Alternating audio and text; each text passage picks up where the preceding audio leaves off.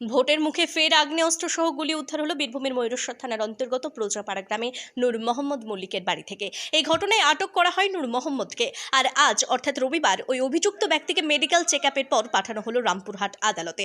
ময়ূরেশ্বর থানার পুলিশ প্রশাসন সূত্রে শেষ খবর পাওয়া অবধি জানা যায়, গতকাল অর্থাৎ শনিবার বৈকাল 4:30 নাগাদ ময়ূরেশ্বর থানার অন্তর্গত প্রজাপাড়া গ্রামে গোপন সূত্রে খবর পেয়ে অভিযান চালানো হয় নূর মোহাম্মদ মল্লিকের বাড়িতে।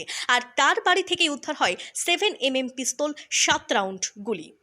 আর এই অভিযোগে নূর মোহাম্মদকে আটক করার পর আজ মেডিকেল চেকআপের পর পাঠানো হলো রামপুরহাট আদালতে। চল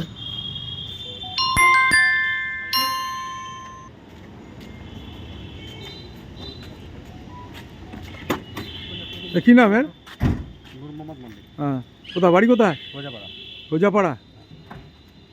তোমার কাছ থেকে আর্মস পাওয়া গেছে না? হ্যাঁ। ঠিক আছে, যাও।